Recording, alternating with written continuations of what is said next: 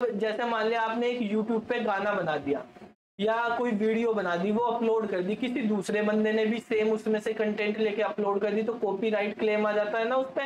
तो वो कैसे आ रहा है, क्योंकि आपने जैसे ही अपलोड करी तो आपका यूट्यूब के साथ एक कॉन्ट्रैक्ट होता है कि आप कॉपीराइट क्लेम कर सकते हो। तो वो कॉन्ट्रैक्ट रिटन में है, ऑनलाइन लिखा हुआ है, वो चेंज नहीं है। वो करेंगे तो वहां से करेंगे। तो राइट वंस एक जब आपने कोई वेबसाइट बनवाई, कोई सॉफ्टवेयर बनवाया या उसको इंस्टॉल कर रहे हो, तो वहां से आप क्या करते हैं, कॉन्ट्रैक्ट आता है सॉफ्टवेयर के बारे में भी, लाइसेंस होता है उसका। तो वो क्या है, हमारे पास डिजिटल पेपर है आपके पास, वो भी राइट वंस है हमारे पास।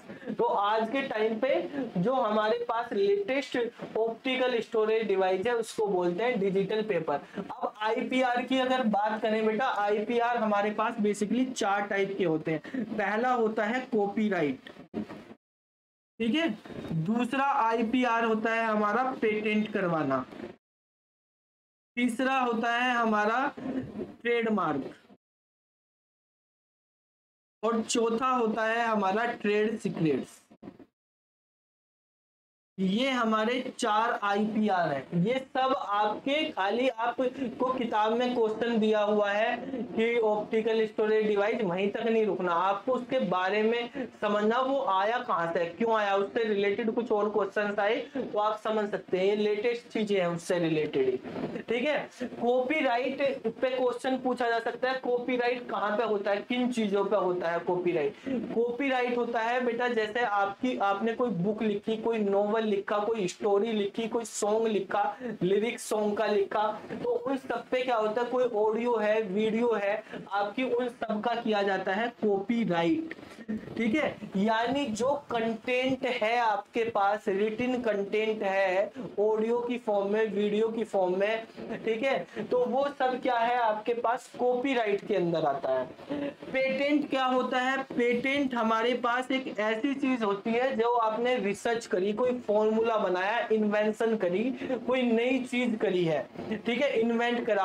पेटेंट नेचुरल चीजों का नहीं होता, कहने लगे मैंने इसका नाम पानी रख दिया तो पानी पर मेरा हक है, ऐसा नहीं है। आपने जैसे एडिसन ने बल्ब बनाया तो उसने पेटेंट करवा लिया उसका फॉर्मूला, किसी ने कोरोना की वैक्सीन बनाई, दवाई बनाई, तो उसका फॉर्मूला पेटेंट करा लिया। पेटेंट लिमिटेड पीरियड के लिए होता है, नॉर्मली पेटेंट 20 इयर्स के लिए होता है। ये कोई रिसर्च के लिए होता है, कोई आपने नई रिसर्च करी, लेकिन एक चीज ध्यान रखना, नेचुरल रिसोर्सेस का कोई पेटेंट नहीं होता है, ठीक है। वो सभी के लिए है जो नेचुरल चीजें हैं, भगवान ने दी है, ठीक है। तो बाकी जो आप रिसर्च कर रहे हो, उनसे निकाल रहे हो, उनका पेटेंट होता है। कोई फॉर्मूला या कोई आपने दवाई बनाई है, इन्वेंशन किया नई चीजों का, तो वो पेटेंट होता है। 20 साल बाद आपको वो रिन्यू करना पड़ता है पेटेंट, ठीक है। 20 साल तक क्या होता है, जिसने वो इन्वेंशन किया उसका कुछ उसको रॉयल्टी जाती रहती है, जिसने वो इन्वेंट किया उसके पास। उसके बाद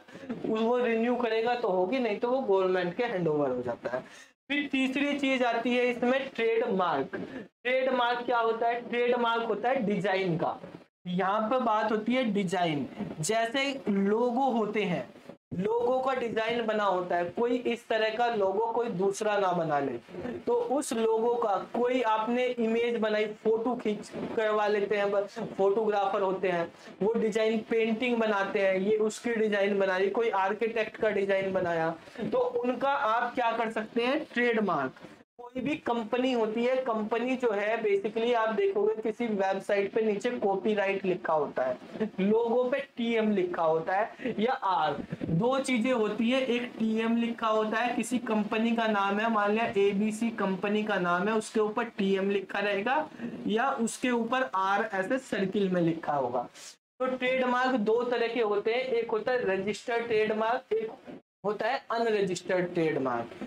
अनरजिस्टर्ड ट्रेडमार्क का मतलब आपने अप्लाई किया हुआ या आपने बना लिया अपना लोगो इस तरह का आपने, लेकिन वो गवर्नमेंट से अप्रूव नहीं करवाया, तो आप खाली टीएम लिखेंगे कि भाई कोई दूसरा यूज ना कर ले, है हमारे पास, लेकिन उसने यूज कर लिया तो आप लीगल एक्शन नहीं ले सकते। लीगल एक्शन के लिए आपको रजिस्टर करवाना, फिर आप उस पर आर लिखेंगे, ठीक है, जो भी आपका लोगो होगा। और कॉपीराइट जो है हमारे पास, आप बनाना चाहते हैं तो कॉपीराइट नाम का हो सकता है आपके पास, ठीक है, कंटेंट जो लिखा हुआ है। ट्रेड सीक्रेट्स क्या होता है? ट्रेड सीक्रेट जैसे कोका कोला है, ठीक है, कोका कोला का एक फॉर्मूला है कि इस तरह से बनाया जाए, तो कोका कोला का माना जाता है कि कोका कोला ने जो फॉर्मूला बनाया हुआ वो किसी को नहीं बताया हुआ, कोई भी कंपनी उसका फॉर्मूला यूज नहीं करती है, ठीक है। क्या है, उसने उसका कॉपीराइट भी, पेटेंट भी करवाया हुआ है। और दूसरी चीज ये है कि ट्रेड सीक्रेट्स का मतलब होता है जब जैसे कंपनीज होती हैं, कंपनीज कोई बिजनेस स्ट्रेटेजी बनाती है, तो बिजनेस स्ट्रेटेजी बनाने पे उन्होंने दूसरे कॉम्पिटिटर जो है उनसे आगे बढ़ने के लिए, अपने मार्केट में अच्छी चीजें करने के लिए, आगे बढ़ने के लिए कुछ रूल्स रेगुलेशंस या स्ट्रेटेजी बनाई हुई है। तो उसके जो एम्प्लॉय हैं वो भी अगर मान लिया छोड़ के चले गए दूसरी कंपनी में, तो आगे ना बताए जाए, तो वो पहले ट्रेड सीक्रेट्स का उनसे वो बताते हैं कि आप कहते हैं ना कि जो प्राइवेसी है, प्राइवेसी को वो रखना, जो बिजनेस के अंदर की काम हो रही है कोई भी, आप वो चाहे आप बिजनेस वाला आपको निकाल दे, कंपनी वाला, चाहे आप गवर्नमेंट में हो प्राइवेट में हो, लेकिन उसकी पर्सनल चीजें, उसके सीक्रेट्स जो हैं आप दूसरी जगह नहीं बता सकते। अगर बताएंगे तो वो ट्रेड सीक्रेट्स के अकॉर्डिंग आप पे केस कर सकता है, ठीक है, वो चीजें हो सकती है उसमें प्राइवेसी करने के उसमें। तो आप अपनी कंपनी की, ऑर्गेनाइजेशन की वो नहीं बताए। ट्रेड सीक्रेट्स होते हैं कुछ बिजनेस स्ट्रेटेजी होती है जो पर्टिकुलर कंपनी की होती है, वो इंटरनली वो काम करते हैं। तो 4 तरह के हमारे पास आईपीआर होते हैं, और ये आईपीआर जो डिजाइन किए जा रहे हैं, लिखे जा रहे हैं, ठीक है, अगर वो डिजिटल फॉर्म में लिखे जा रहे हैं तो उनको डिजिटल पेपर पे हम यूज करते हैं नॉर्मली। जैसे आप मान लिया माइक्रोसॉफ्ट का MS ऑफिस ही इंस्टॉल करते हैं, तो इंस्टॉल करते वक्त कुछ वो आती है ना टर्म्स एंड कंडीशन, तो वो टर्म्स एंड कंडीशन जो आपकी लिखी हुई है वो क्या है, वो आपको रिटन पे लिख के थोड़ी दे रहा, कोई ऐप आप इंस्टॉल कर रहे हैं उसमें भी लिख के दे रहा है, तो वो डिजिटल फॉर्म में है हमारे पास। तो इस तरह से होती है हमारी, ठीक है, समझ आ गई बेटा सुग्रीव? हाँ बेटा सुग्रीव, क्या होते हैं आईपीआर?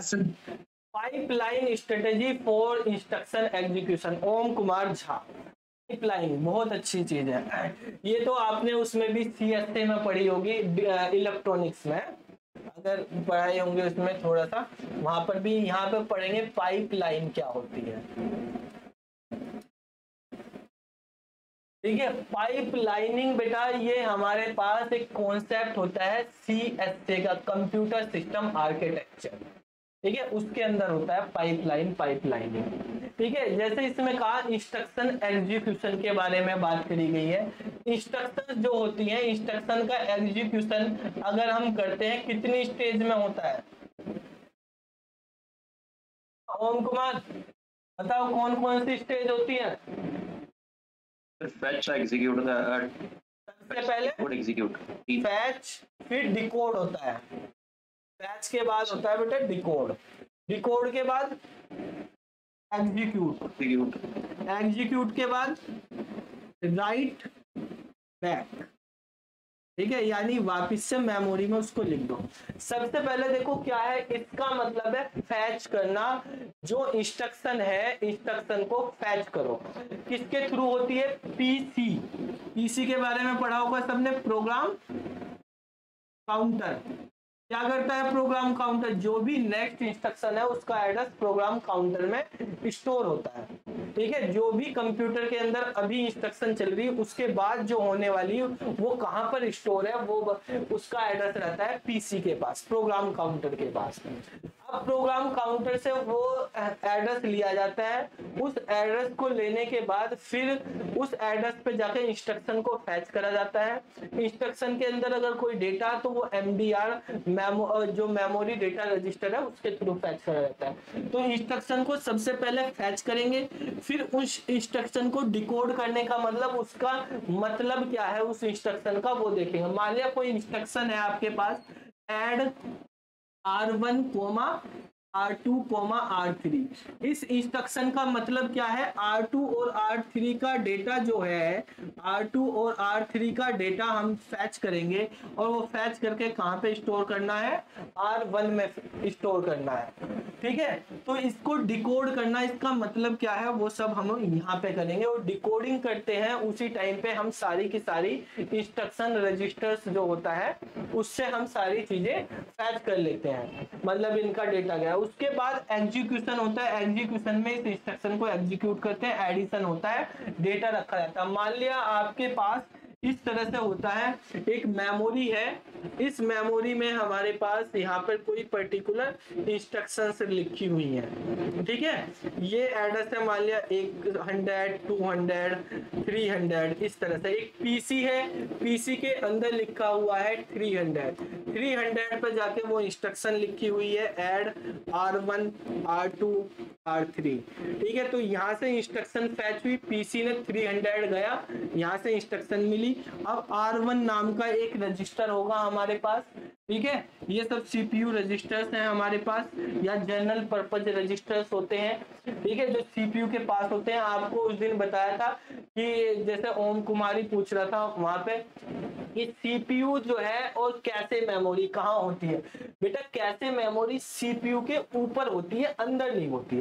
ठीक है, इन नहीं होती, ऑन हो सकती है, उस पर अटैच रह सकती है हमारे पास। ठीक है, जो आजकल लेवल 1 लेवल 2 होते हैं और आजकल कुछ जो हमारे पास प्रोसेसर आ रहे हैं, प्रोसेसर पर लेवल 3 तक की भी अटैच करके दी जाती है।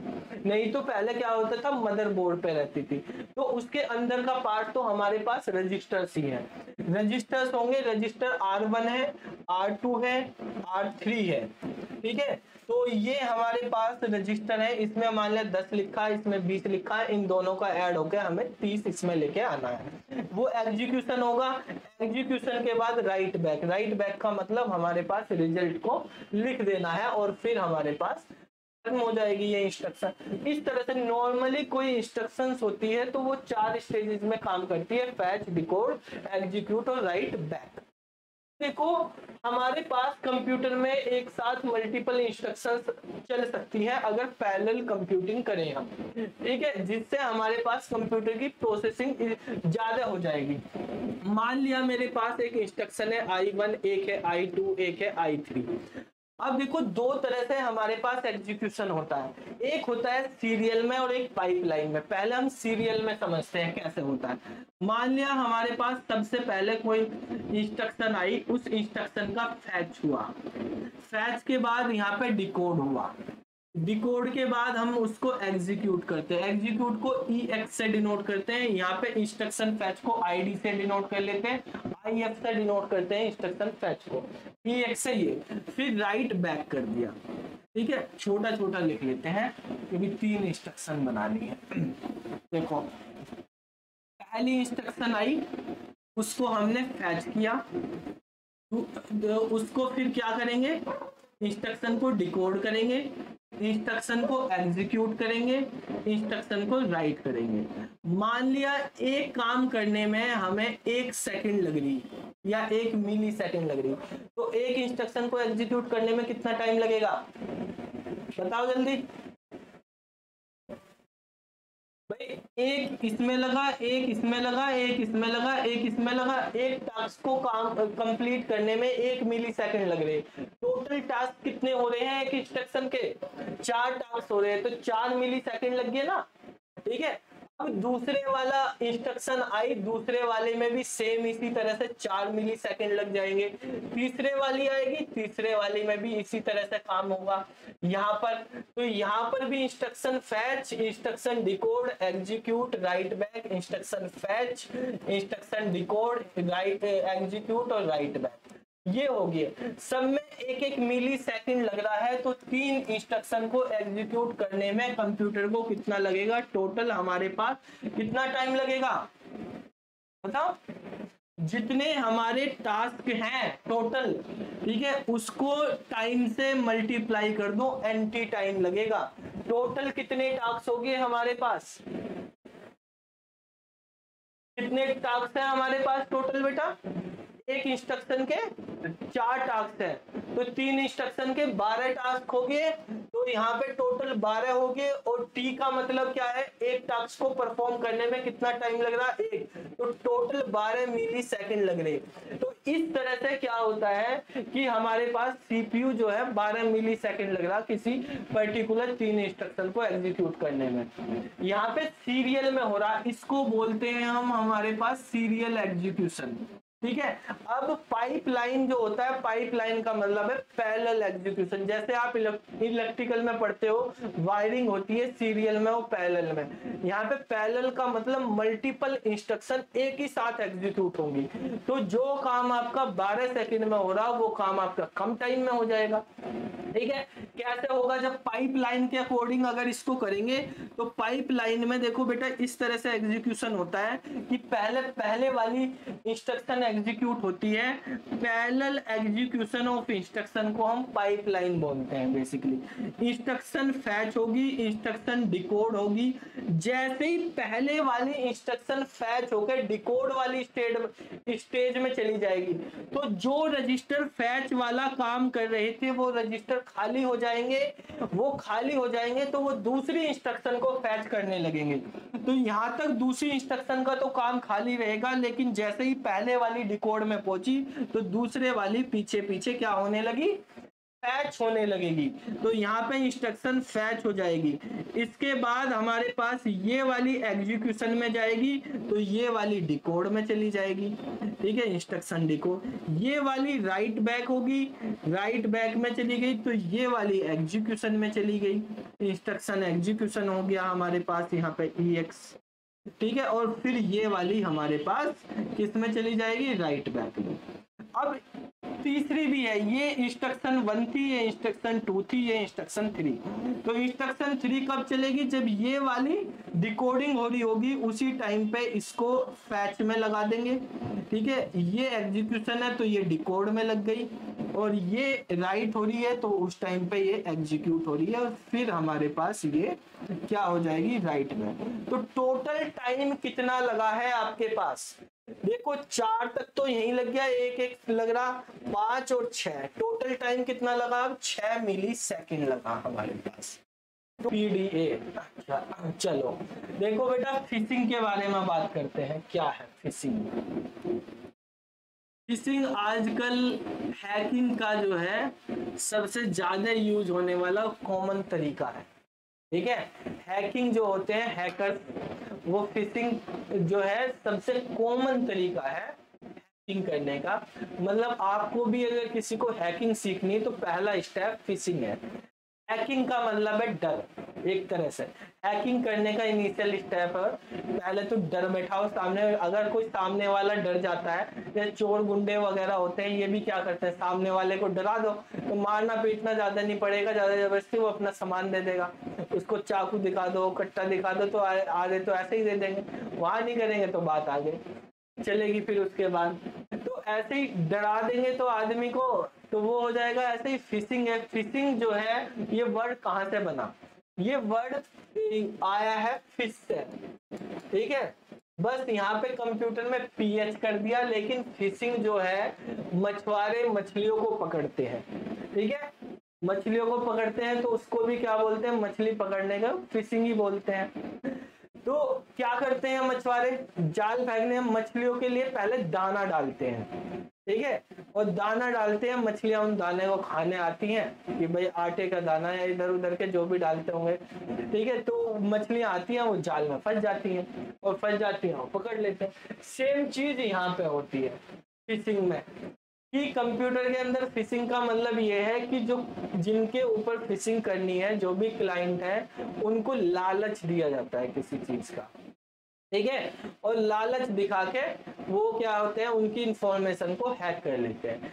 ये बेसिकली यूज करी जाती है पर्सनल इंफॉर्मेशन, क्रेडिट कार्ड की इंफॉर्मेशन, डेबिट कार्ड की इंफॉर्मेशन, बैंकिंग इंफॉर्मेशन को फैच करने के लिए, अकाउंट को हैक करने के लिए सबसे ज्यादा यूज है। ठीक है, यहाँ पे लालच कैसा दिया जा रहा, आपके पास एक मेल आएगा कि आपने इस सर्वे में भाग लिया था और आप जीत गए हैं, आपकी लॉटरी लगी है, आपको $10,000, $20,000 या इतने मिलियन रुपीस मिल रहे हैं। ठीक है, तो इस तरह के मैसेज आएंगे कि अभी अंबानी ने इन्होंने निकाला है फ्री रिचार्ज 1 महीने के लिए, इतना टर्नओवर पहुंच गया, इसके लिए फ्री रिचार्ज, इस लिंक पे क्लिक करें और रिचार्ज करें। ठीक है, उसने ये करा। इस तरह के बहुत आपके पास एसएमएस आते हैं, व्हाट्सएप पे एक दूसरे बच्चे भेजते रहते हैं, मेल भी आती रहती है। ठीक है, तो ये सब क्या है, ये सारी की सारी चीजें फिशिंग है कि आपको लालच दिया जा रहा है कि आपकी लॉटरी लगी, आपको फ्री रिचार्ज दिया जा रहा, आपको कैशबैक दिया जा रहा, आपको ये दिया जा रहा, दिया गया कुछ नहीं जा रहा। वो क्या होता है, कुछ ऐसे लिंक होते हैं, उन पे आप क्लिक करते हैं, अपनी डिटेल फिल करते हैं और डिटेल फिल करते ही वो किसके पास चली जाती है, हैकर्स के पास चली जाती है डिटेल, और वो आपकी उस डिटेल से क्या है अकाउंट वगैरह खाली कर देते हैं। पेटीएम का केवाईसी कर लो, बहुत आते रहते हैं ऐसे मैसेज कि केवाईसी नहीं तो आपका पेटीएम बंद हो जाएगा, केवाईसी करो। केवाईसी कराने के चक्कर में ओटीपी बता दिया आपने, खत्म काम। तो वो सारी चीजें फिशिंग है। ठीक है, लालच देके किसी का। फिशिंग का मेन जो है ये ईमेल से शुरू हुई थी, पहले आपको मेल भेजे जाते हैं। ठीक है, या एसएमएस फिशिंग भी होती है, एक जो है हमारे पास फोन पे भी होती है, फोन फिशिंग भी होती है। ठीक है, कॉल करके भी बताते हैं। ठीक है, ऐसी ऐसी नई नई स्कीम निकल रही है, आप स्कीम में रजिस्टर कर लो, ये कर लो, वो कर लो। आपने बहुत सारे ऐसे फोन कॉल भी सुने होंगे, आपके पास व्हाट्सएप वगैरह पे शेयर भी हुए होंगे। देखो इनका क्या होता है, फिशिंग में फंसाने से पहले एक चीज होती है, हर बंदा आजकल जागरूक हो रहा है, तो ये तो है नहीं कि हर कोई इजीली फंस जाएगा। तो फंसाने के लिए क्या करते हैं, एक नकली चीज बनाते हैं, ये इन्वायरमेंट। जो मान लिया आपको कॉल करके बता रहा, ठीक है, कह रहा कि आपका पेटीएम का केवाईसी खत्म हो गया, तो वो ये थोड़ी कहेगा कि मैं हैकर बोल रहा है, वो क्या बोलेगा, मैं पेटीएम से बोल रहा हूँ। ठीक है, यानी आपको कॉल ऐसी कंपनी के नाम से या मेल या एसएमएस ऐसी कंपनी के नाम से करेंगे जिसको आप वेल नोन तरीके से जानते हो, आप उसको यूज करते हो, तो उस नाम से ही आपको मैसेज या कॉल करेंगे, जिससे आपको लगे हाँ मैं तो इसका कस्टमर हूँ, और कस्टमर हूँ तो ये मुझे सर्विस दे रहे होंगे कुछ, तो आप उस लालच में फंस जाएंगे। ठीक है, ईमेल में आपको ऐसे ही कुछ मैसेज लिख के भेजेंगे कि आपका केवाईसी हो रहा है या आप हमारे कस्टमर है इतने दिन से। तो आपको मान लिया आपका एक एचडीएफसी बैंक में या एसबीआई बैंक में आपका अकाउंट है, तो उन्होंने कहा कि एसबीआई जो है आपका जो है पैन कार्ड लिंक नहीं है अकाउंट से, आपको यार लिंक है तो दोबारा लिंक करना पड़ेगा, मेल बना के भेज दिया, और आप इस लिंक पे क्लिक करें और आप कर दें। लिंक जो बनाएंगे वो लिंक जो होगा वो एक्चुअल एसबीआई का नहीं होगा। मान लिया एसबीआई की वेबसाइट है sbi.co.in, तो वो बना देंगे sbi.com, और ये वाली वेबसाइट डिक्टो दिखने में ऐसी ही रहेगी जैसी ये वाली ओरिजिनल वेबसाइट, बिल्कुल उसकी कॉपी कर देंगे। अब लेकिन डोमेन तो इनके पास है ओरिजिनल वाला, तो ये उससे मिलता जुलता कोई दूसरा डोमेन ले लेंगे। दूसरा डोमेन ले लिया यहाँ पे, और इस दूसरे डोमेन से आपने खोला और आपने डोमेन पे ध्यान नहीं दिया, लिंक पे क्लिक करा, आगे की चीज तो सारी पेज पे तो वही दिख रही जो आप रोज करते हो। आपने सोचा सही है, आप इंफॉर्मेशन फिल करोगे, इंफॉर्मेशन फिल करते हुए उनके पास जाएगी और वो वहां से आपका डेटा निकाल लेंगे सारा। ठीक है, यहाँ पे इंफॉर्मेशन फिल करने से क्या होता है, इनक्रिप्ट होकर इंफॉर्मेशन जाती है, जो आप लिखते हो वो इंफॉर्मेशन उनके बैंकिंग वालों के पास भी नहीं जाती, वो भी इनक्रिप्ट होके जाती है दूसरे फॉर्मेट में। लेकिन ये तो इन्होंने ही बनाया, इनके पास जो लिख रहे एज इट इज जाएगी, तो एज इट इज पासवर्ड वगैरह सारी चीजें जाएंगी। सभी के साथ अगर ओटीपी की जरूरत होगी कॉल मार लेंगे, या वहीं पे ऐसा सिस्टम बना के रखते हैं कि ओटीपी आएगा तो उनके पास ही आप फिल कर रहे हो, तो वहीं से आपका अकाउंट जो है हैक कर लिया जाएगा। तो ये तरीके होते हैं फिशिंग के, इसको बोलते हैं फिशिंग करना। ठीक है, तो ईमेल फिशिंग या हमारे पास एसएमएस फिशिंग या फोन फिशिंग होती है। ठीक है बेटा, ये पीडीए आप पूछ रहे हो, पीडीए आप उसके बारे में पूछ रहे हो क्या, पुश डाउन ऑटोमेटा सत्यम?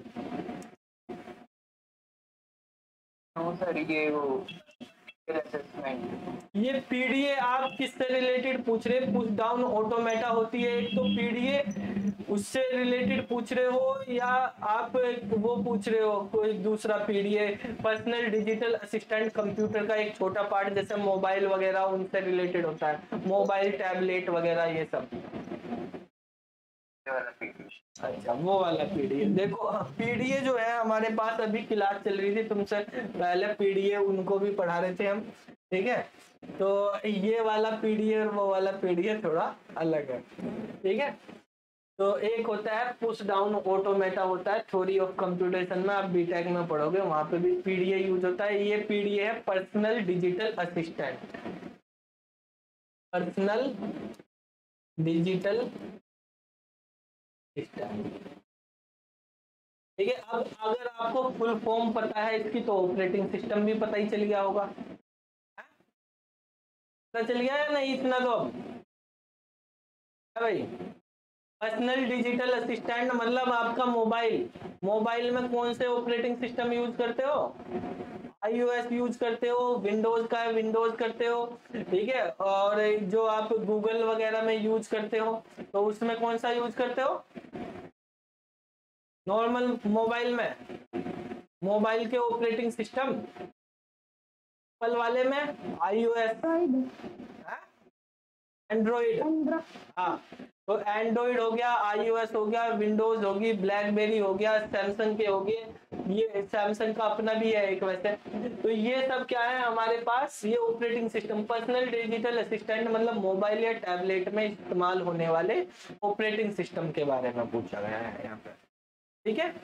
ये होता है पर्सनल डिजिटल असिस्टेंट, समझ आ गई बेटा। Satyam, difference between socket and slot in motherboard, ये है ओम कुमार झा का क्वेश्चन। सॉकेट और मदरबोर्ड में क्या डिफरेंस होता है, वो सॉकेट और स्लॉट में, मदरबोर्ड का एक सॉकेट होता है और एक सॉकेट वो स्लॉट होता है। स्लॉट तो ये होता है कि जिसके अंदर हम वो लगाते हैं एक्सपेंशन कार्ड वगैरह लगाते हैं ना मदरबोर्ड में, जो भी लगा रहे हैं। और सॉकेट होता है सीपीयू को कनेक्ट करने के लिए, ठीक है। अगर आप बेटा सीपीयू को कनेक्ट कर रहे हो मदरबोर्ड से, सीपीयू और मदरबोर्ड को कनेक्ट करने के लिए जो हमारे पास यूज होता है, ठीक है, जिस पोर्ट में हम यूज करते हैं उसी को बोलते हैं वो सॉकेट। ये होता है सॉकेट में लगाते हैं उसके, ठीक है। और एक होते हैं एक्सपेंशन स्लॉट, एक्सपेंशन स्लॉट, ठीक है। एक्सपेंशन स्लॉट जो होते हैं वो ये होते हैं जिसमें हम अलग से कुछ चीजें लगा सकते हैं। एक्सपेंशन स्लॉट कनेक्ट करे जाते हैं मदरबोर्ड से, जिससे हम फिजिकल कंपोनेंट, यानी जैसे आप प्रिंटर कनेक्ट करनी है, आपको कोई पेरिफेरल डिवाइस कनेक्ट करनी है, ठीक है। तो एक्सपेंशन स्लॉट जो मदरबोर्ड से कनेक्ट होते हैं, ठीक है, तो वहां पर हम उनको बोलते हैं स्लॉट। जैसे आपको कोई भी पेरिफेरल डिवाइस होती है जो कंप्यूटर की परफॉर्मेंस बढ़ाने के लिए या फीचर्स बढ़ाने के लिए यूज करी जाती है। जैसे प्रिंटर कंप्यूटर के साथ रखना कोई मैंडेटरी नहीं है, लेकिन आप एक्स्ट्रा में यूज कर सकते हो, तो वो पेरिफेरल डिवाइस कहलाती है आपकी, ठीक है। तो आप कोई स्पीकर लगाना चाहते हो, एक्स्ट्रा स्पीकर आप यूज करना चाहते हो, एक्स्ट्रा आप डिस्प्ले यूज करना चाहते हो, ठीक है, जैसे प्रोजेक्टर वगैरह में यूज कर लेते हैं, तो वहां पे यूज करते हैं हम इसको।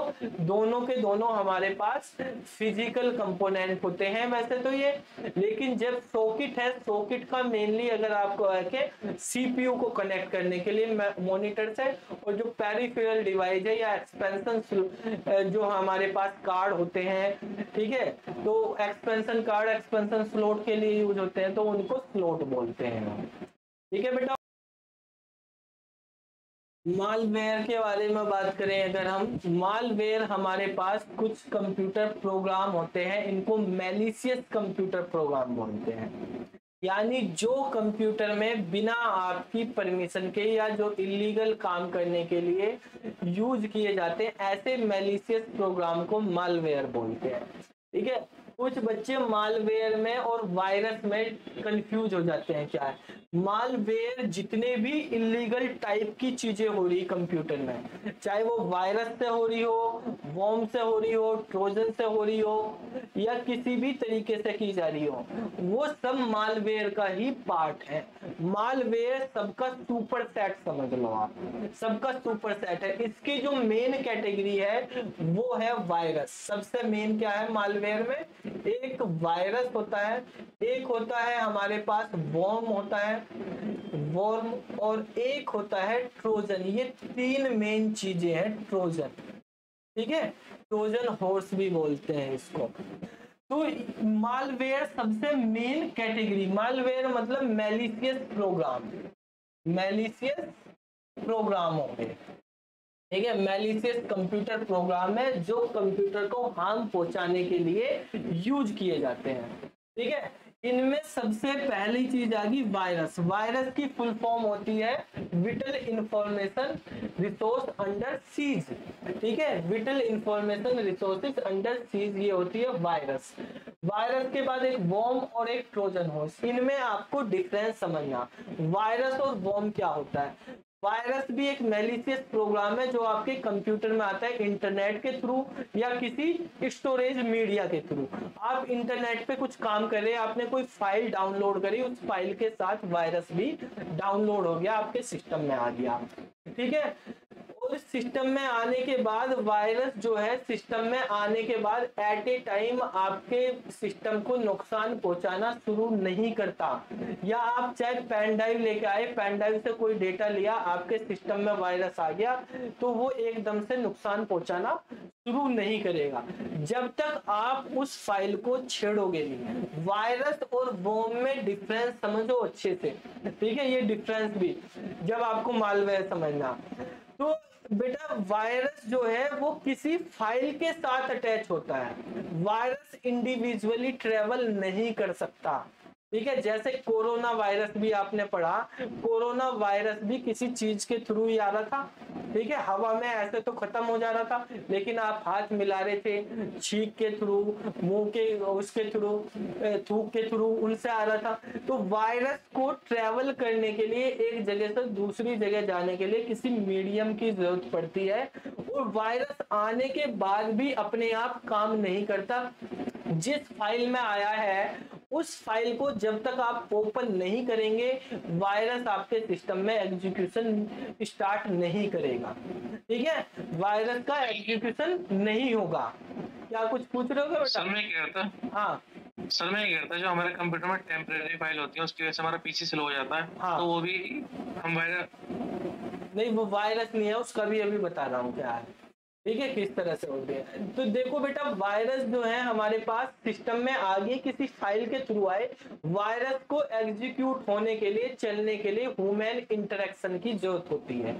जब तक आप उस पर क्लिक नहीं करोगे वायरस एग्जीक्यूट नहीं होगा। जैसे ही आपने क्लिक करा तो वो बहुत तेजी से फैलता है, रेप्लिकेट करता है, ठीक है। वायरस की ये है डेंजर क्यों होता है कि ये ऐसा नहीं कि एक ही है, ये 1 से 2, 2 से 4, 4 से 6, 8 इस तरह से बन जाएगा, ठीक है। तो बढ़ता चला जाता है, अपनी क्वांटिटी बढ़ेगी और बाकी फाइलों में फैलता चला जाएगा, पूरे सिस्टम में फैल जाएगा फिर। और सिस्टम में वायरस जो है फाइलों को करप्ट करना, फाइलों को डिलीट करना, उनको इनक्रिप्ट करना, ये सारे काम वायरस के होते हैं, ठीक है। तो वायरस को एग्जीक्यूट होने के लिए सबसे मेन चीज क्या है? Human interaction. जब तक आप इसको छेड़ोगे नहीं तो ये काम नहीं करेगा। जैसे ही आपने छेड़ दिया ये एक्टिव हो गया, नहीं तो ये पैसिव रहता है। एक्टिव होते ही ये रेप्लिकेट होना शुरू होता है, रेप्लिकेट होगा और रेप्लिकेट होने के बाद ये फाइलों को इनक्रिप्ट कर देगा या जो फाइलें हैं उनको डिलीट कर देगा, या सिस्टम जो है हमारे पास, सिस्टम की चाहे विंडो की फाइलों कैसे भी हो, करप्ट कर देगा। ये सारे काम वायरस करता है, ठीक है। अब ये वॉर्म क्या है? वॉर्म भी आता तो आपके सिस्टम में ऐसे ही है, या तो नेटवर्क के थ्रू आएगा, किसी मेल के थ्रू, नेटवर्क से कोई फाइल स्टोर करे या पेन ड्राइव के थ्रू, इसी तरह से आएगा। लेकिन वॉर्म जो है अगर सिस्टम में आ गया तो इसे ह्यूमन इंटरेक्शन की जरूरत नहीं पड़ेगी, ये आते ही रेप्लिकेशन शुरू हो जाता है, इसका सेल्फ रेप्लिकेशन होता है, ठीक है। अगर सिस्टम में आ गया है तो एकदम से डुप्लीकेट ट्रिप्लीकेट बनता ही चला जाएगा, ठीक है। कॉपी पे कॉपी इसकी बनती चली जाएगी, लेकिन ये फाइलों को डिलीट नहीं करता, ठीक है। फाइलों को इनक्रिप्ट भी नहीं करता, करप्ट भी नहीं करता, आपका डेटा डिलीट नहीं करता। ये क्या करता है? इसका मेन काम होता है ईट करना ऑफ सिस्टम रिसोर्सेस, ठीक है, ऑफ सिस्टम रिसोर्सेस। जो सिस्टम के रिसोर्सेस हैं, जिन चीजों से सिस्टम चल रहा है उनको ऑक्यूपाई कर लेता है सारों को, ठीक है। उनको वे काम कर रहे थे, कुछ अपने काम में लगा लेता है, बातों में लगा लिया, एक तरह से ऑक्यूपाई कर लिया, उनको काम करना बंद, जिससे सिस्टम स्लो हो जाता है, हैंग होने लगता है, और ऐसी कंडीशन आ जाती है धीरे धीरे कि सिस्टम ऑन ही नहीं होगा, घूमता ही घूमता रहेगा, कोई भी चीज करो, डेड लॉक में पहुंच जाता है सिस्टम, ठीक है। तो ये सिस्टम को क्या कर देता है, सिस्टम को हैंग करना, सिस्टम को स्लो करना, ये सब काम होता है वॉर्म का। सिस्टम के रिसोर्सेस को उनके एक्चुअल काम से हटा के ये क्या कर लेता है, अपने काम में लगा लेता है। जैसे बिजली है, बिजली एक ही जगह खींच ली, आगे सप्लाई नहीं हो रही, ऐसे ये जो रिसोर्सेस है सिस्टम के, ऑपरेटिंग सिस्टम के, हार्डवेयर के सारे रिसोर्सेस को ऑक्यूपाई कर लेता है, ठीक है। तो ये काम वॉर्म का होता है, ये सेल्फ रेप्लिकेट हो जाता है। अगर आपके पास आपके सिस्टम में वायरस आ गया तो फाइल ही डिलीट, आपका बहुत ज्यादा नुकसान होने वाला है। वॉर्म आ गया तो आपके सिस्टम के रिसोर्सेस हैं वो होंगे, लेकिन वॉर्म को पकड़ना जो है, अगर ये चल गया तो ये फैलता ही जाएगा, बड़ा मुश्किल हो जाएगा। इसीलिए इन दोनों से बचने के लिए अपने सिस्टम में एंटीवायरस रखने जरूरी होते हैं, वो रखो भाई। ये जब तक नहीं हुआ, ओपन नहीं हुआ, तब तक तो आप आ गया मान लिया एंटीवायरस से डिलीट कर सकते हो, लेकिन इसको तो क्या है, कॉपी बनाते रहेगा, ठीक है। आ गया तो आपको पूरा ही सिस्टम स्कैन मारना पड़ेगा, पूरे सिस्टम से डिलीट मारने पड़ेगा, तो इनको फिर पकड़ना मुश्किल हो जाएगा चीजों को, तो ये बहुत ज्यादा हार्मफुल होते हैं। अब आ जाता है ट्रोजन हॉर्स। ट्रोजन हॉर्स की सबसे बड़ी एक चीज है कि ये रेप्लिकेट नहीं होता, नॉट रेप्लिकेट। ये बस एक इसकी ये है कि ट्रोजन हॉर्स रेप्लिकेट नहीं, एक आया आपके सिस्टम में तो एक ही रहेगा। अगर आपने एंटीवायरस चला दिया, पकड़ में आ गया, तो क्या होगा, डिलीट मार देंगे, बच जाएंगे उससे, ठीक है। ये ना रेप्लिकेट होता, ना सिस्टम के रिसोर्सेज को ईट करता, ना सिस्टम की फाइलों को करप्ट करता, ना डिलीट करता, तो करता क्या है, ये जासूस है, ठीक है। आप YouTube पे जाना, आज ही देखना, 2-3 मिनट की आपको क्लिप भी मिल जाएगी। YouTube पे सर्च करना ट्रोजन हॉर्स, ठीक है। एक ट्रोय मूवी है, हॉलीवुड की एक मूवी ट्रोय, अगर आपने देखी भी होगी ट्रोय मूवी, तो उसमें डालना ट्रोजन हॉर्स क्लिप इन ट्रोय, तो उसमें बनाया हुआ है, इसके बारे में बताया गया। ट्रोय जो है ग्रीक की है वो शायद मूवी, ठीक है, हॉलीवुड में बनी, सच्ची घटना पे आधारित है, और उसी के नाम से जो है ये बनी हुई, ट्रोजन हॉर्स नाम लिया गया। उसमें क्या था, एक सेना थी और वो कमी सेना थी, उन्होंने पूरे किले को जो है बंदी बना लिया, किले पे कब्जा कर लिया था। कैसे करा, उन्होंने देखा, पहले तो उनको जो है हमला करने गए थे, जिस किले पे हो नहीं रहा था, वे हार रहे थे, तो उन्होंने एक स्ट्रेटेजी बनाई वहां पे, एक बहुत बड़ा फोर्स बनाया, लकड़ी का घोड़ा बनाया जो अंदर से खोखला, तो वो बना के उसमें अपने सैनिक बैठा दिए। अब सैनिक बैठा के वो रात को दुश्मन के वहां पे छोड़ जाए एरिया में उनको, तो उन्होंने देखा भाई ये तो कोई घोड़ा है बड़ा, राजा के पास लेके चलते हैं इसको, ठीक है। राजा खुश होगा, इतना बड़ा, बहुत डिजाइन करा उन्होंने, अच्छा सा बनाया, उसमें बस छेद थे कहीं से जो सांसें आ जाए निकल के, सैनिक भड़क के, तो वो अपने आप ही उस घोड़े को उठा के अपने किले के अंदर ले आए।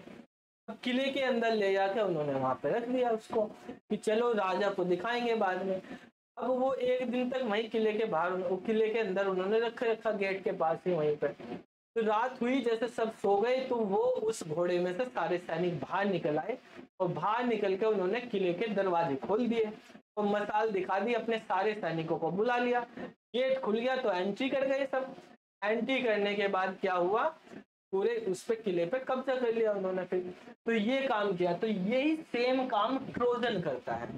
ट्रोजन क्या है, अगर आपके सिस्टम में आ गया तो आपके सिस्टम की इंफॉर्मेशन किसी थर्ड पर्सन को भेजता है। ट्रोजन किसी थर्ड पर्सन द्वारा आपके सिस्टम में भेजे जाते हैं, और ये रिमोटली कंट्रोल किए जाते हैं, ठीक है, कैसे कंट्रोल होते हैं? रिमोटली, यानी इनका कंट्रोल किसी तीसरे बंदे के पास रहता है। ये आपके सिस्टम में क्या हो रहा है, कैसे कर रहे हो आप, जो भी काम कर रहे उससे रिलेटेड इंफॉर्मेशन थर्ड पर्सन को भेजता है। वो थर्ड पर्सन फिर उस इंफॉर्मेशन का मिसयूज करता है। अब ये ट्रोजन आने के बाद आपके सिस्टम के जो सिक्योरिटीज है उन सिक्योरिटीज को तोड़ देता है। जब सिक्योरिटीज तोड़ दी, सिक्योरिटीज को लूज कर दिया, तो फिर आपके सिस्टम में जो थर्ड पर्सन है वो इजीली वायरस भी भेज सकता है, फॉर्म भी भेज सकता है, आपकी पर्सनल इंफॉर्मेशन उसके पास जा रही है। ठीक है, जो आपने अपने सिस्टम में मान लिया पासवर्ड सेव कर रखे क्रोम वगैरह पे, वो निकाल के भेज देगा। आप कोई डेटा एंटर कर रहे हो वो भेज देगा, तो उनका मिसयूज किया जा सकता है। तो इसलिए ये खतरनाक है। ये अपने आप नहीं कर रहा है, लेकिन आपके सिस्टम की सिक्योरिटी को तोड़ देता है, जिससे कोई तीसरा बंदा आके उसका यूज करता है फिर वहां से। तो ये हमारे पास होते हैं। इसी की तरह से मेलवेयर के और भी टाइप है। एडवेयर होता है जो बार बार आपको एड दिखाता रहता है। कुछ ऐप आती है, वेबसाइट होती है, आप पढ़ने गए लेकिन एड ही चले जा रहे, बेकार परेशान हो रहे, वो एडवेयर कहलाती है हमारे पास। ठीक है, तो ये सब मेलवेयर के बेटा टाइप है। समझ आ गया अनुराग? अच्छा, ये क्या भेजा बेटा तुमने?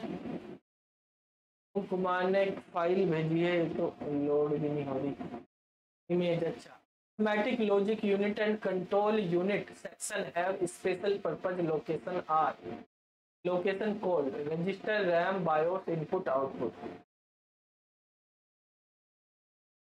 Special purpose. हाँ, तो इनकी लोकेशन सही तो है। ये रजिस्टर, ये बंद कैसे होगा? इमेज यहाँ पर स्पेशल पर्पस लोकेशन मतलब रजिस्टर को डिफाइन कर रहा है वो। हाँ बेटा, जो हमारे पास रजिस्टर होती है, इसने तो कहा सीपीयू के अंदर एएलयू है, कंट्रोल यूनिट है, और उसके साथ साथ कुछ स्पेशल लोकेशन होती है।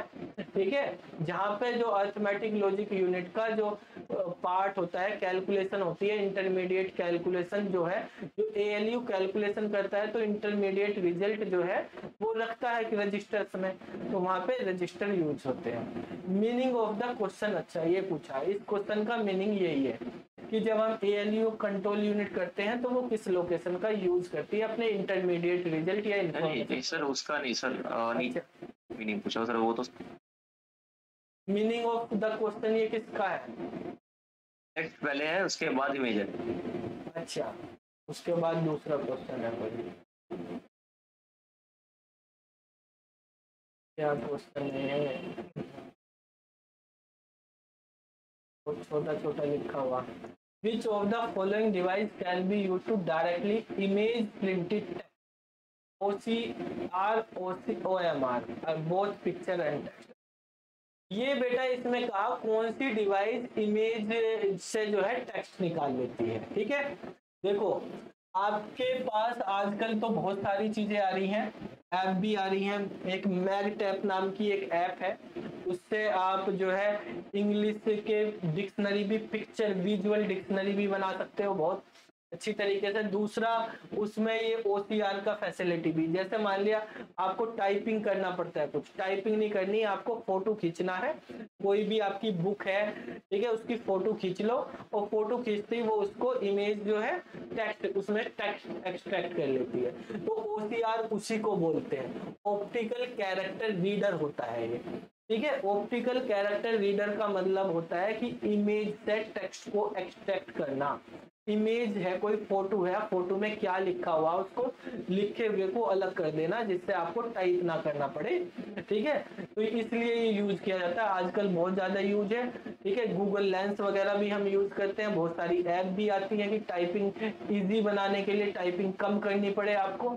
ठीक है, तो उसमें यूज करी जाती है आजकल। वॉइस टाइपिंग का भी कॉन्सेप्ट है, OCR का भी है, फोटो खींचो टेक्स्ट निकाल लो, बस थोड़ा सा कहीं कहीं थोड़ी मिस्टेक रहती है, उसको थोड़ा सा फॉर्मेटिंग कर लिया जाता है। एक OMR होता है, ये होता है ऑप्टिकल मार्क रीडर।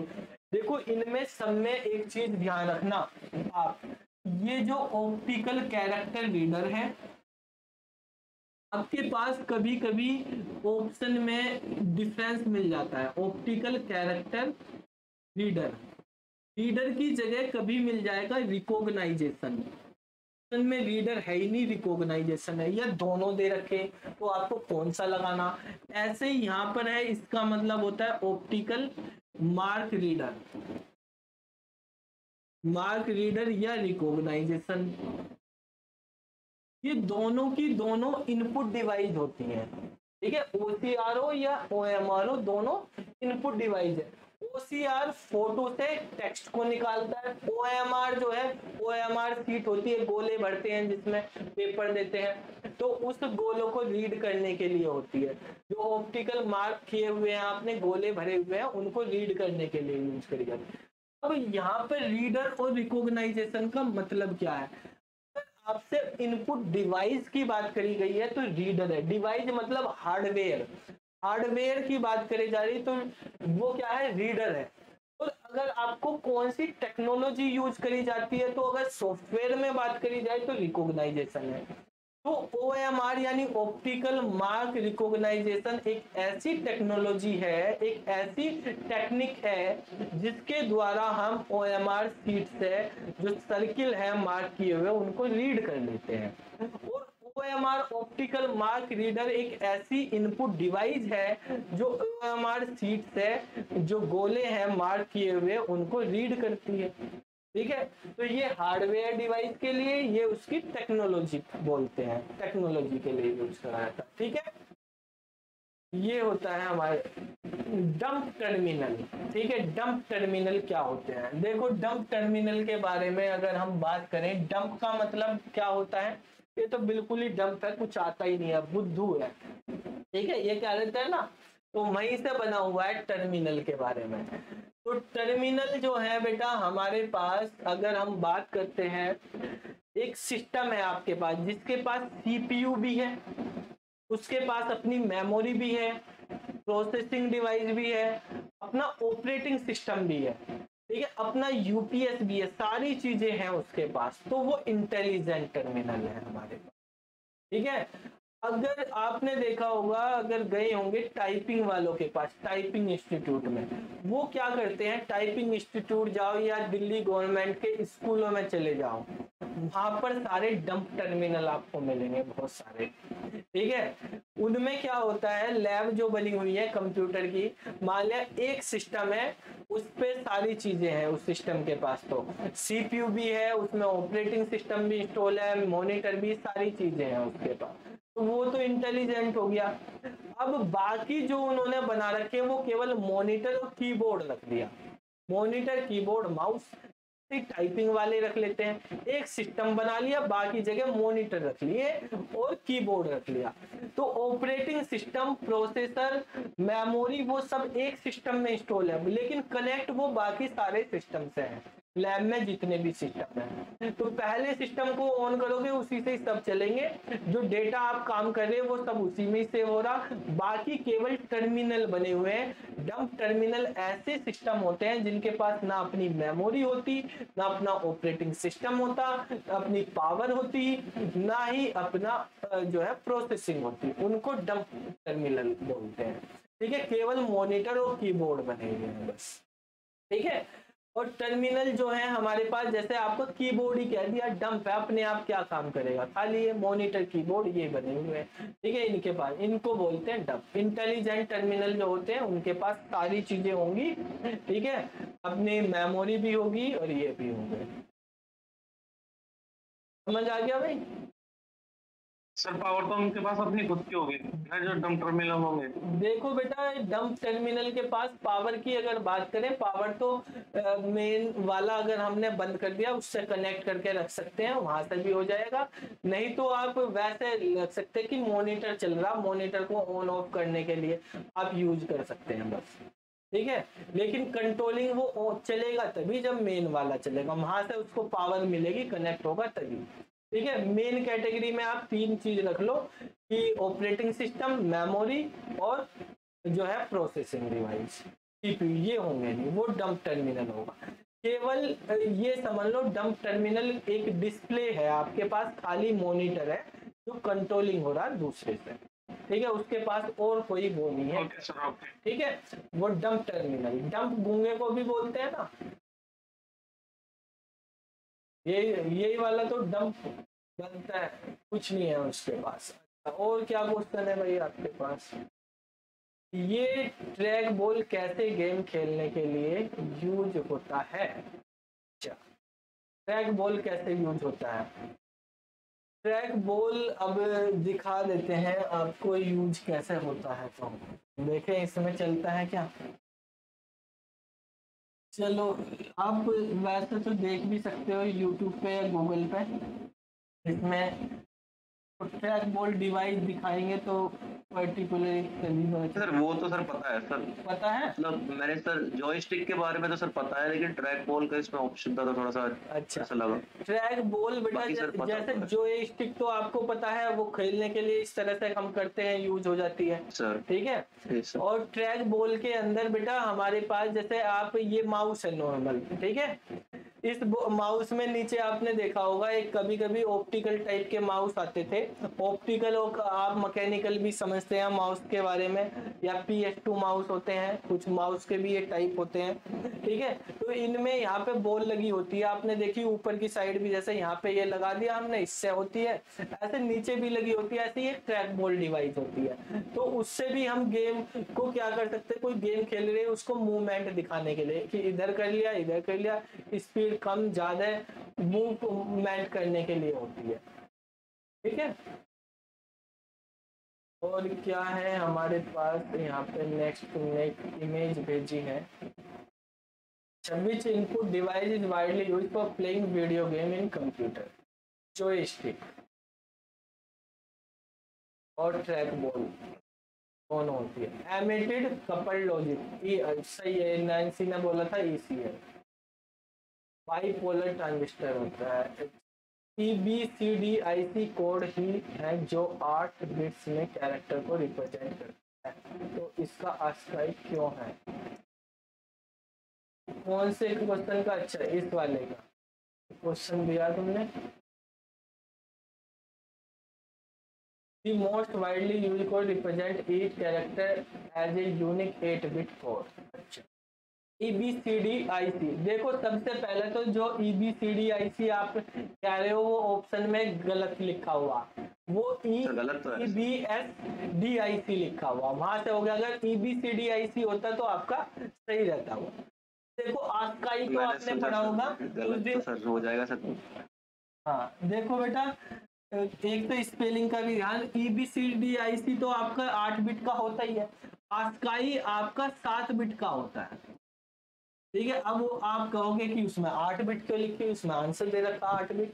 तो आस्काई जो इनिशियल में बना था, मैंने पहली क्लास में, फर्स्ट क्लास में ही बताया था आपको, जब उसमें पढ़ा था ASCII, extended ASCII, UTF, ANSI, ISCII, ये बताए थे ना फर्स्ट क्लास में। उसमें बताया था एक आस्काई की, फिर बाद में दूसरा वर्जन आया था जिसको बोलते हैं एक्सटेंडेड आस्काई कोड, ठीक है, जो नेगेटिव पॉजिटिव दोनों पे। इसमें टोटल 128 कैरेक्टर्स होते हैं और इसमें 256 होते हैं, ये 8 बिट का होता है, तो ये 256 बिट्स का होता है। अब जब ऑप्शन में वहां पे EBCDIC नहीं है तो आस्का ही लगाना है। आस्काई का ही एक्सटेंडेड वर्जन है एक दूसरा, जिसको एक्सटेंडेड आस्काई बोल लेते हैं, या नॉर्मल आस्काई कहा गया। जब ऑप्शन में नहीं है तो आपको यही वाला चूज करना है 8 बिट का, ठीक है। Okay sir, otherwise sir EBCDIC होता तो वही लगाते, ठीक है। मोस्ट वाइडली हम आस्काई कोड को ही यूज करते हैं। अच्छा, यूजेस कहाँ है? नंबर ऑफ बिट से रिलेटेड है, खाली है। आवाज कट रही अब भी, अब तो सही आ रही, पहले हो रही होगी। चलो, अच्छा किसका मैसेज है वो चेक, इसका आंसर उसका गलत नहीं है, उसका आंसर सही है। नेक्स्ट क्वेश्चन आते हैं। The output quality of printer, printer की आउटपुट क्वालिटी किस में नापी जाती है? डॉट पर इंच में नापी जाती है, ठीक है। और उसमें पर इंच का मतलब होता है स्क्वायर में ही, ठीक है भाई। पर इंच का मतलब जब एरिया की बात करी जा रही तो स्क्वायर इंच होगा। DPI हम शॉर्ट में बोलते हैं, DPI प्रिंटर की क्वालिटी DPI होती है, मतलब डॉट पर इंच होती है, डॉट पर इंच। लेकिन बेटा डीपीआई का जो मतलब होता है, इसने कहा नापी कहाँ से जाती है, एक्चुअली तो ये कह रहा है 1 इंच में कितने डॉट लगे तो स्क्वायर इंच होता है। ठीक है, इधर भी एक इधर भी, ऐसे पेपर जो बना है वह उसके अकॉर्डिंग करी जाती है। ठीक है, वैसे नॉर्मल फुल फॉर्म डीपीआई की डॉट पर इंच है, लेकिन मेजरमेंट पूरे स्क्वायर के अकॉर्डिंग होता है। ठीक है, कितनी डॉट हमारे पास बनी हुई है इंच में, तो वहां से क्वालिटी निकल के आती है डीपीआई की। और स्पीड किस में नापी जाती है प्रिंटर की, पीपीएम में, पेज पर मिनट। स्पीड को नापने के लिए हम यूज करते हैं पीपीएम, पेज पर मिनट। ठीक है, फिर ये डीपीआई सर कहाँ यूज होगा सर? इस वाले क्वेश्चन में तो गलत हो गया फिर ये। कौन सा बेटा सर डॉट डीपीआई पर तब अगर फुल फॉर्म पूछे तो डीपीआई लिखना है डॉट पर इंच। ठीक है, अब डॉट पर स्क्वायर इंच जो है वो मेजरमेंट पूछ रहा है, कैसे मेजरमेंट करी जाती है, तो स्क्वायर इंच में होगी ना पूरा पेपर जो है हमारे पास।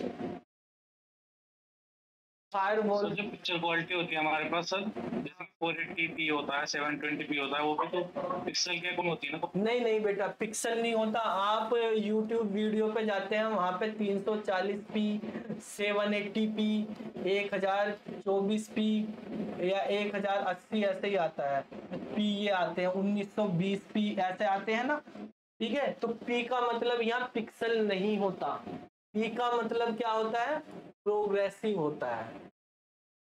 ठीक है, जो वीडियो की क्वालिटी होती है ये क्वालिटी पिक्सल में नहीं होती, ये होती है प्रोग्रेसिव स्कैनिंग में होती है। इंटरलेस स्कैनिंग होती है, प्रोग्रेसिव स्कैनिंग होती है। दो तरह से स्कैनिंग पे काम करती है। ठीक है, जो वीडियो चलती है हमारे पास या तो इंटरलेस स्कैनिंग चलती है या प्रोग्रेसिव स्कैनिंग चलती है। ठीक है, ये आप कंप्यूटर ग्राफिक्स में पढ़ोगे अपना बीटेक में आगे, एक कंप्यूटर ग्राफिक्स है और मल्टीमीडिया सब्जेक्ट, वहां पे पढ़ते हैं। तो पी का मतलब पिक्सल नहीं होता, यहाँ पे पी का मतलब होता है प्रोग्रेसिव। रिजोल्यूशन होता है हमारा, वो तो पिक्सल के अंदर ही होता है ना? रिजोल्यूशन पिक्सल के अंदर होता है। ठीक है, लेकिन वीडियो में रिजोल्यूशन नहीं होता, वीडियो में हमारे पास प्रोग्रेसिव होती है, वहां पे स्कैनिंग होती है। जो हमारे पास फ्रेम आ रहे हैं, फ्रेम सेंडर से जो आ रहे हैं वो किस तरह से डिस्प्ले हो रहे हैं, फ्रेम की क्वालिटी पे डिपेंड करता है कितने हमारे पास। वीडियो जो है इमेज के फ्रेम से मिलकर बनती है, तो वीडियो के अंदर जो है पिक्सल नहीं यूज होते, प्रोग्रेसिव होती है। ठीक है, अगर वीडियो का एक रिजोल्यूशन की चीज आती है, वो कितने एरिया में हमें कैसे रखनी वो बात है। जब डिस्प्ले चला रहे, एक लाइव होती है एक रिकॉर्डेड होती है, तो वहां इंटरलेस या प्रोग्रेसिव, जो पी वाली चीज है वो प्रोग्रेसिव होती है। अगर आप लिख रहे हो कि 1920 इंटू 1080 ऐसे लिख रहे हो ये वाली चीज, तो ये वाली चीज हमारे पास पिक्सल में होगी ऐसे। ठीक है, ये हॉरिजॉन्टल कितने पिक्सल, ये वर्टिकल कितने, पहले हॉरिजॉन्टल फिर वर्टिकल होते हैं, ये पिक्सल में होते हैं। लेकिन अगर खाली 1080p लिखा हो, मल्टीप्लीकेशन वगैरह कुछ नहीं, एक ही चीज है, तो ये p प्रोग्रेसिव है। ठीक है, फायरवॉल के बारे में अगर बात करते हैं बेटा, हमारे पास फायरवॉल हमारी जो है सिक्योरिटी होती है, लेयर होती है, एक तरह से ये समझ सकते हैं जैसे बाउंड्री है सिस्टम की। ठीक है, सिस्टम में एंटर करने के लिए हमारे पास एंट्री पॉइंट है फायरवॉल। ठीक है, ये हार्डवेयर भी होता है, सॉफ्टवेयर भी आता है। सिस्को की फायरवॉल मार्केट में बहुत सारी मिल जाएंगी। नेटवर्क बनाते हैं जब आप सर्वर और बहुत सारे कंप्यूटर लगा के, तो वहां पे एंट्री पॉइंट पे ही जहां हमारे पास राउटर रखे जाते हैं, वहीं पे एक फायरवॉल डिवाइस रखी जाती है, जिसका काम होता है कि नेटवर्क में आने वाले जो भी हमारे पास डेटा आएगा उन सबको फिल्टर करना, चेक करना, वहीं से चेक कर लेना कोई वायरस या इलीगल अनऑथोराइज एक्सेस तो नहीं हो रहा है। तो वो सब काम फायरवॉल से होता है। हार्डवेयर में भी होती है, सॉफ्टवेयर में आपके हर सिस्टम में फायरवॉल इनबिल्ड रहती है, जो हम उसमें यूज करते हैं। मतलब क्या बोलते हैं, विंडोज में भी होती है इनेबल करना फायरवॉल, तो ये भी करती है सिक्योरिटी। तो ये सिक्योरिटी सिस्टम में होता है हमारे पास, जो नेटवर्क के अंदर आने वाले और नेटवर्क से जाने वाले हर सिस्टम हर डेटा को फिल्टर करता है, ठीक है, वहां से फिल्टर होके ही आता है। जैसे ये समझ लो सिक्योरिटी गार्ड की तरह एक तरह से काम करता है। हार्डवेयर सॉफ्टवेयर दोनों ही आते हैं। एक का आंसर सिस्टम सॉफ्टवेयर है, एक का एप्लीकेशन सॉफ्टवेयर है। तो कोई डिफरेंस है क्या इसमें कुछ? कौन से क्वेश्चन में? नीचे वाले दो जो इमेज भेजे हैं सर उसमें। एक है program design to perform specific task, तो ये तो स्पेसिफिक टास्क तो बताया ही था, एप्लीकेशन सॉफ्टवेयर होते हैं। जो भी सॉफ्टवेयर स्पेसिफिक टास्क को परफॉर्म करने के लिए बनाए जाते हैं। एप्लीकेशन सॉफ्टवेयर जो पूरे ओवरऑल सिस्टम को कंट्रोल करने के लिए बनाए जाते हैं। मास्टर प्रोग्राम होते हैं, वो ऑपरेटिंग सिस्टम यानी सिस्टम सॉफ्टवेयर होते हैं, ठीक है। तो यही है इनमें हमारे पास स्पेसिफिक टास्क लिखा हुआ तो सीधा ही हो गया। System software help the computer to manage internal resources, ये जैसे अभी आपको बताया पूरे ओवरऑल सिस्टम को वो करने के लिए, मतलब कंट्रोल करने के लिए ऑपरेटिंग सिस्टम का यूज किया जाता है। सिस्टम सॉफ्टवेयर है, कौन से दूसरे सॉफ्टवेयर यूज होंगे इंस्टॉल होंगे वो भी करता है, उनको सपोर्ट प्रोवाइड करता है। लोडर और लिंकर क्या होते हैं सॉफ्टवेयर? अच्छा देखो बेटा क्या होता है, जैसे आपने C++ पढ़ी होगी, C भी पढ़ी होगी, उसके बारे में आप फिर से कुछ क्वेश्चन पूछे थे तो आप बता ही रहे थे उस दिन। तो मान लिया आपने कोई सोर्स कोड लिखा, सोर्स कोड आप लिखते हैं तो सोर्स कोड सबसे पहले प्री प्रोसेसर के पास जाता है। प्री प्रोसेसर डायरेक्टिव्स होते हैं हमारे पास, ठीक है। जैसे हैश इंक्लूड लिखते हो ना आप, हैश इंक्लूड stdio वगैरह ये सब चीजें, या IO स्ट्रीम conio.h, तो प्री प्रोसेसर इंक्लूड होके हमारे पास एक कोड बनता है, प्री प्रोसेस्ड कोड। अब ये प्री प्रोसेस कोड जो है ये किसके पास जाता है? कंपाइलर के पास जाता है। कंपाइलर के पास जाता है। कंपाइलर इस कोड से क्या बनाता है? एक इंटरमीडिएट कोड बनाता है हमारे पास, जैसे ऑब्जेक्ट कोड बोलते हैं, ठीक है, या क्लास फाइल आप बोल लेते हैं, जावा में क्लास फाइल बोल लेते हैं। तो एक हमारे पास क्या बनता है? कंपाइल्ड कोड बनता है हमारे पास, कंपाइल्ड कोड जनरेट होगा। अब ये कंपाइल्ड कोड असेंबलर के पास जाता है, ठीक है। असेंबलर इससे क्या बनाता है? एक एग्जीक्यूटेबल कोड बनाता है, एग्जीक्यूटेबल कोड। ये एग्जीक्यूटेबल कोड रीलोकेटेबल होता है, ये डायरेक्ट इससे आउटपुट नहीं मिलता। तो ये जो एग्जीक्यूटेबल कोड है बेटा, ये उसके बाद लिंकर के पास जाता है, ठीक है। लिंकर क्या होता है? यहाँ पर लिंकर का जब पूरा कंपाइलिंग प्रोसेस इस तरीके से चलता है हमारे पास, लिंकर क्या होता है? यहाँ पर आप ये समझ सकते हो हमारे पास ये जो कंपाइल कोड है ये तो एक असेंबली लैंग्वेज में बनता है, असेंबली कोड होता है एक तरह से, ठीक है। कंपाइलर डायरेक्ट मशीन कोड नहीं बना देता, ठीक है। कहते हैं हम कि सी और C++ में कंपाइलर जो होता है हाई लेवल लैंग्वेज को कन्वर्ट कर देता है मशीन कोड में, हाई लेवल कोड को डायरेक्ट नहीं करता, वो असेंबलर, लिंकर, लोडर इन सब का हेल्प लेता है।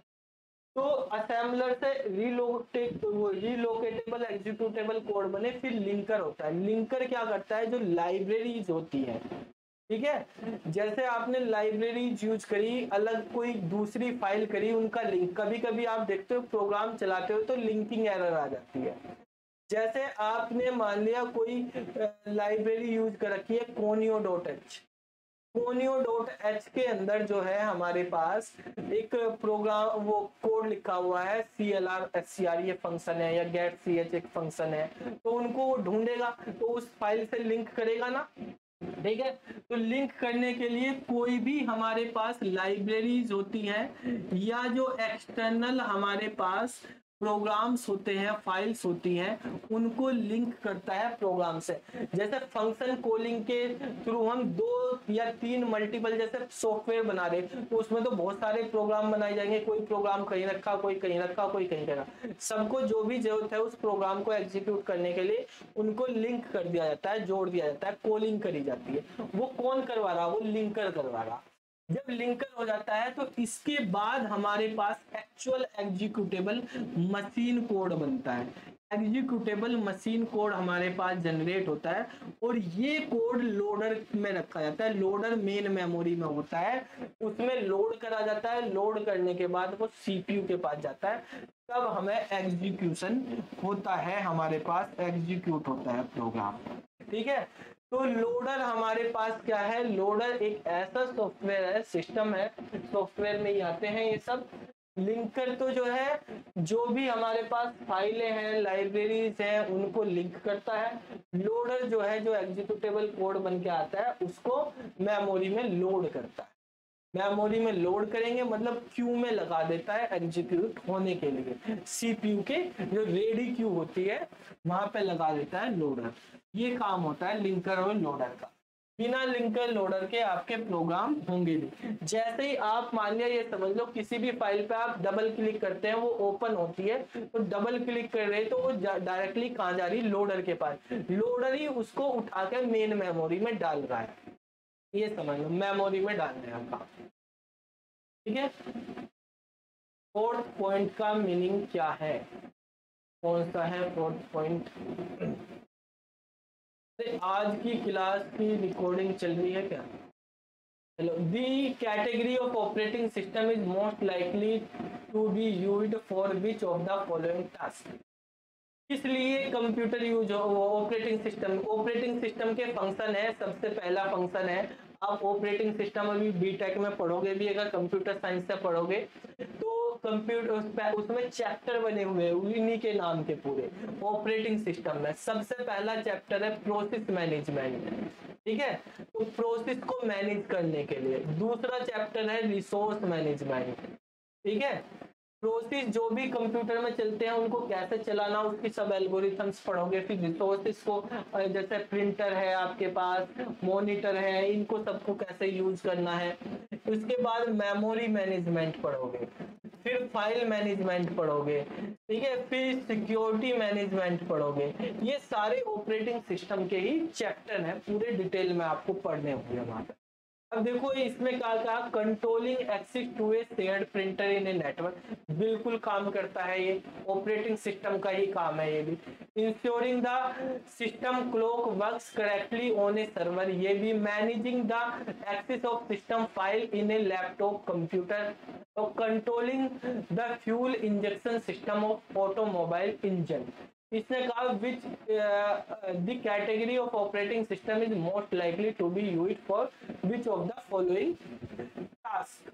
ठीक है, तो सबसे ज्यादा किसमें यूज करी जाती है? ये लिखा managing the system file in the, सारी चीज करता है बेटा, ये जितने भी लिखे सारे के सारे काम करता है ऑपरेटिंग सिस्टम। ठीक है, तो इन लास्ट वाले में इसने कहा मोस्ट लाइकली में बता दो आप कौन सा यूज करेगा। वैसे तो सारे ही काम में करेगा। Controlling the fuel injection system to an automobile, इसमें तो काम उल्टा दे दिया क्या इसने? क्वेश्चन गलत है भी ये।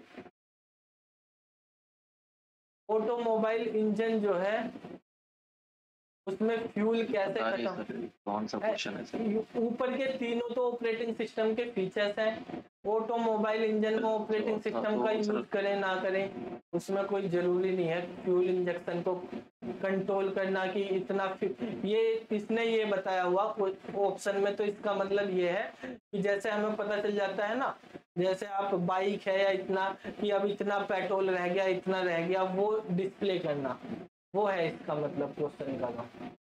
ठीक है, लेकिन आंसर तो इसके सारे सही हैं। मोस्ट लाइकली में ये वाला तो दे रखा,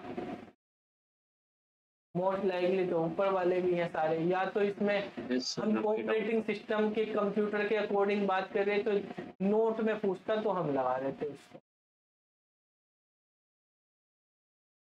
फ्लैश ड्राइव क्या होती है? फ्लैश ड्राइव मतलब पेन ड्राइव होती है। ठीक है, पेन ड्राइव टाइप की ड्राइव होती है, इनको फ्लैश ड्राइव बोलते हैं। ठीक है बेटा, हो गए सबके क्वेश्चन कंप्लीट। चलो, तो बाकी और भी किसी के कुछ क्वेश्चन तो आप पूछ लेना और क्लास रख लेंगे हम। ठीक है, देख लेना और बाकी जो है फिर पढ़ते हैं। जब भी क्लास होगी अगर तुम्हारे क्वेश्चन होंगे सर को बता देना। कोई भी डाउट हो किसी टॉपिक को आपको पढ़ना हो डिटेल में तो बता देना सर को, क्लास रख लेंगे उसकी, ठीक है।